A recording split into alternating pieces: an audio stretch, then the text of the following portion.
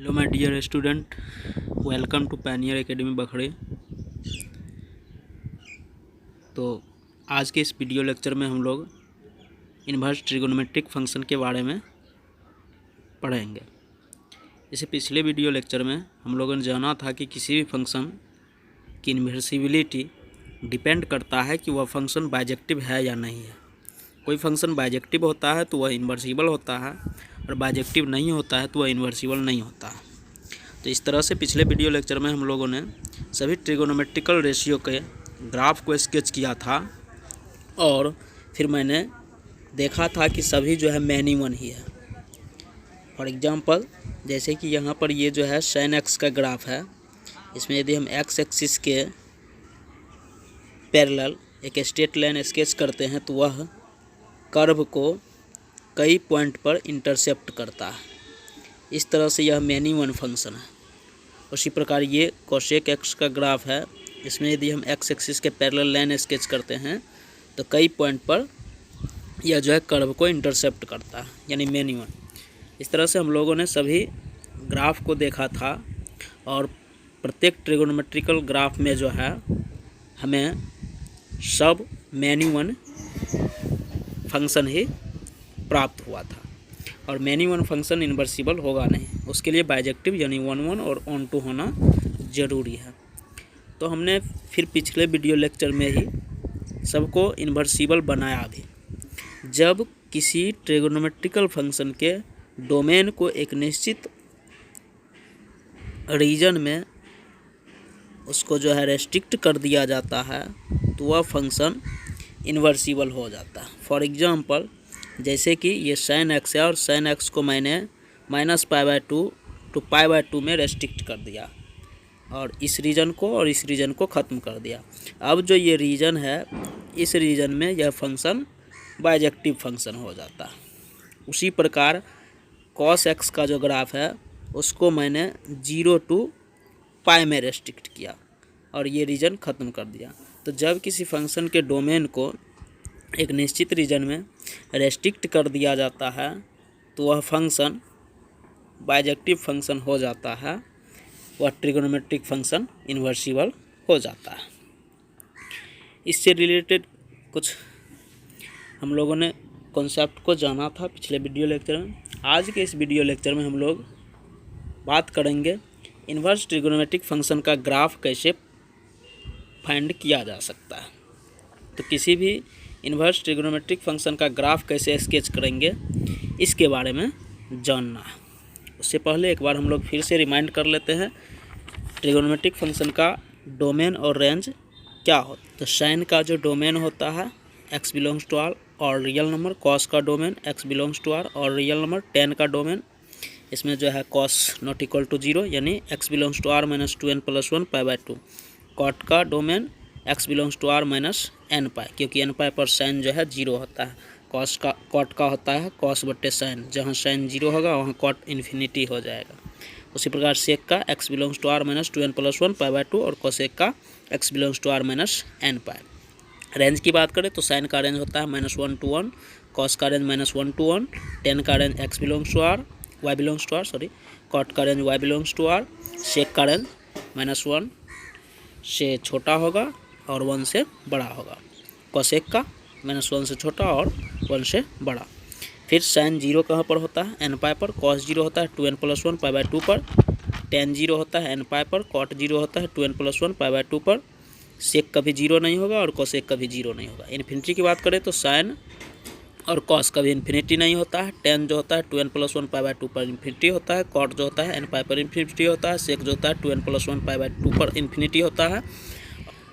तो आज हम लोग ग्राफ स्केच करने वाले हैं साइन इन्वर्स एक्स का। चूँकि मैंने पहले ही बताया था कि जब साइन इन्वर्स एक्स का ग्राफ स्केच किया जाता है तो इस तरह से इसका ग्राफ प्राप्त होता है। यहाँ पर 0, यहाँ पर पाई, 2 पाई, इस तरह से 3 पाई, उसी प्रकार -π, -2 पाई, बीच में यहाँ पर क्या हो जाएगा तो π/2 हो जाएगा, यहाँ पर क्या हो जाएगा तो -π/2। तो साइन के ग्राफ को स्केच करने के लिए साइन इन्वर्स प्राप्त करने के लिए हमने इसको -π/2 टू π/2 में रेस्ट्रिक्ट किया। इसका मैक्सिमम वैल्यू होगा 1 और मिनिमम वैल्यू होगा -1। तो साइन के इन्वर्स को प्राप्त करने के लिए हमें क्या करना होगा कि -π/2 से π/2 तक में रेस्ट्रिक्ट करना होगा। तो इन्वर्स प्राप्त करने के लिए since y is equal to sin x function is many one function in their domain, so it is not inversible. But if we restrict the domain of sin x from -π/2 to π/2, then it becomes 1 1 and so it is inversible. यदि हम इसको -π/2 से π/2 तक में restrict कर दे तो यह function जो है 1 1 फंक्शन इन्वर्सिबल हो जाएगा। तो इस तरह से इसको मैंने -π/2 टू π/2 में रेस्ट्रिक्ट कर दिया और ये रीजन को हटा दिया। जब इसको हटाएंगे तो हमें क्या ग्राफ प्राप्त होने वाला है, तो हमें प्राप्त होगा इस तरह से, ये हो गया -π/2 और ये हो जाएगा π/2, ये हो गया x एक्सिस।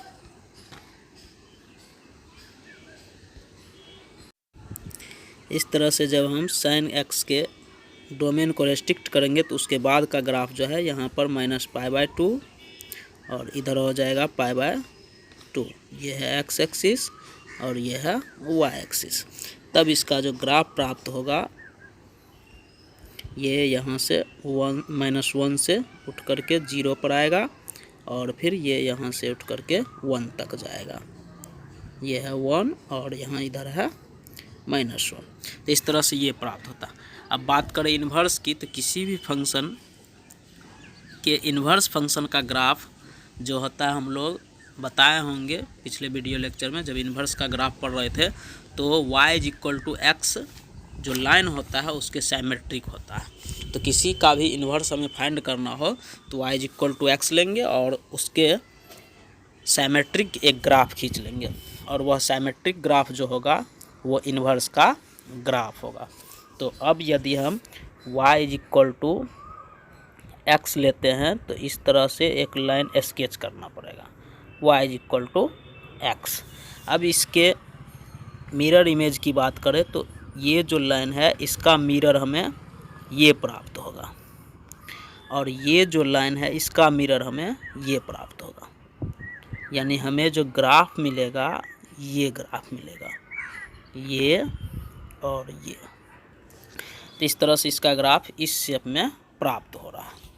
तो फाइनली यदि हम देखें तो इन्वर्स का जो ग्राफ होता है इस तरह से ऐसा प्राप्त होता है। इधर जो है हमें x और इधर ये y। तो ये जो है यहाँ पर 1 है और इधर जो है -1 है। इधर π/2 है और इधर -π/2 है। बताया गया होगा कि इसमें जो होता है ग्राफ खींचने के लिए x को y और y को x पुट करते हैं। तो इस तरह से फाइनली यदि हम इसका ग्राफ देखें तो ये हो जाएगा π/2 और इधर ये हो जाएगा -π/2। x को y में पुट करेंगे और y को x में, और इधर ये हो जाएगा -1 और ये हो जाएगा +1। तो इस तरह से फाइनली इसका sin x का ग्राफ होगा। तो फाइनली sin x का ग्राफ 3 स्टेप में हमें sin इनवर्स x प्राप्त करने के लिए करना पड़ेगा। तो ये जो है sin x के ग्राफ को सबसे पहले मैंने -π/2 से π/2 तक में रेस्ट्रिक्ट कर दिया, इसको हटा दिया, इसको हटा दिया। तो ये स्टेप हमें प्राप्त होगा, इधर -π/2 इधर π/2। तो हमें जो ये है 1 और ये है -1। तो फाइनली हमको जो ग्राफ मिल रहा है इस तरह से मिल रहा है। अब जैसे ही इसका इन्वर्स प्राप्त करेंगे तो सबसे पहले करेंगे क्या कि y is equal to x एक लाइन ड्रॉ करेंगे। तो y is equal to x यदि लाइन ड्रॉ करते हैं तो ये लाइन प्राप्त होता है, ये मिरर का काम करेगा। और अब यदि इसके मिरर इमेज को प्राप्त करें तो इसका जो मिरर इमेज होगा इधर ये बन जाएगा और इसका जो मिरर होगा वो इधर ये बन जाएगा। तो फाइनली इन्वर्स का जो ग्राफ होता है ये लाइन ऐसे करके ऐसे ये हो जाता है। तो इस तरह से ये इन्वर्स का ग्राफ हो गया। अब चूँकि लास्ट में हम लोग इन्वर्स फाइंड करने के लिए क्या करते हैं, y is equal to x, x के बदले y और y के बदले x रखते हैं। तो यहाँ से ये जो एक्स एक्सिस है वो वाई का वैल्यू बन जाएगा और वाई एक्सिस जो है एक्स का वैल्यू बन जाएगा। तो ये इनपुट हो गया एक्स, ये जो है -1 से 1 तक हो गया, और ये जो है वाई का वैल्यू हो गया -π/2 से π/2। तो हम कह सकते हैं कि किसी इन्वर्स साइन इन्वर्स का जो होगा वो डोमेन क्या हो जाएगा, तो sign inverse y = sign inverse x, इसका जो डोमेन होगा देख लीजिए इनपुट यानी x का वैल्यू।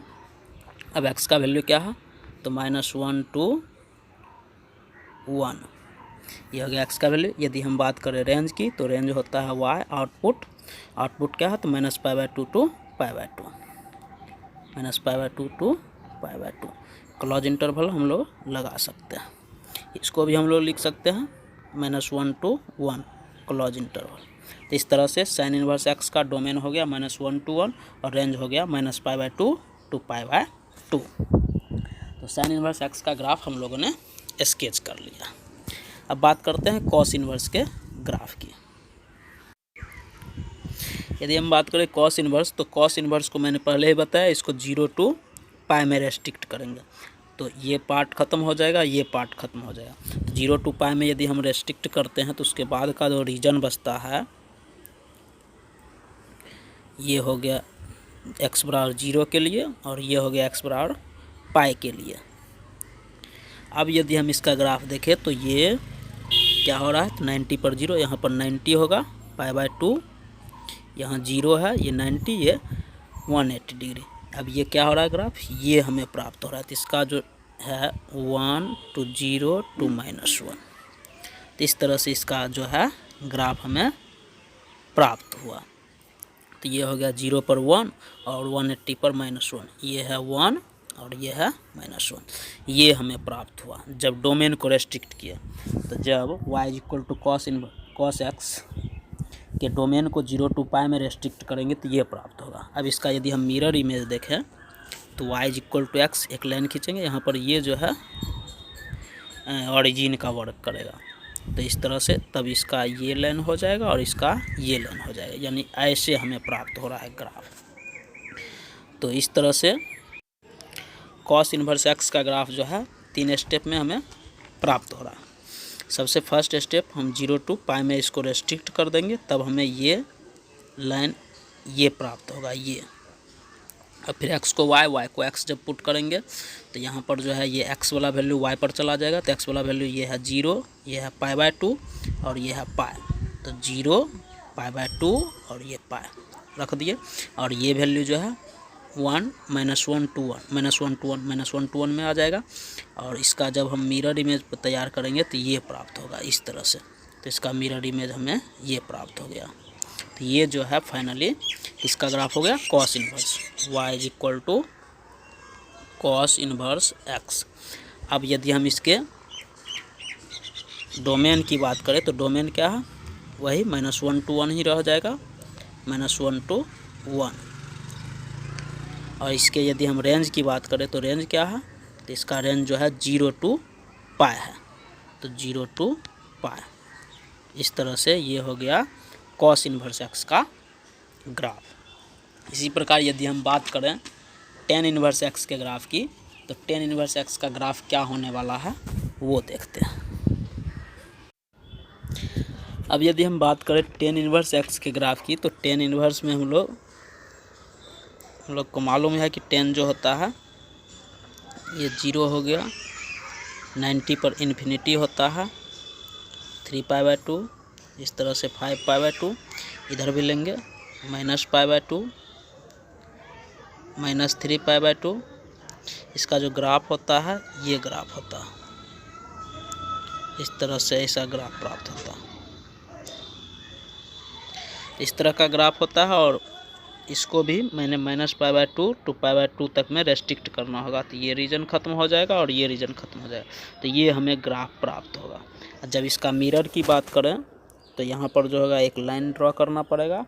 अब इसका मिरर ये हो गया और इसका मिरर ये हो गया। अब जब हम इसे रोटेट करेंगे, x को y और y को x बनाएंगे, तो ये फाइनली जो है मूव हो जाएगा। तो मूव होने के बाद जो है हमें कैसा ग्राफ प्राप्त होगा, तो इस तरह का ये ग्राफ हमें प्राप्त होने वाला इन्वर्स का। तो इस तरह से फाइनली हम लोग tan इन्वर्स x के ग्राफ की बात करें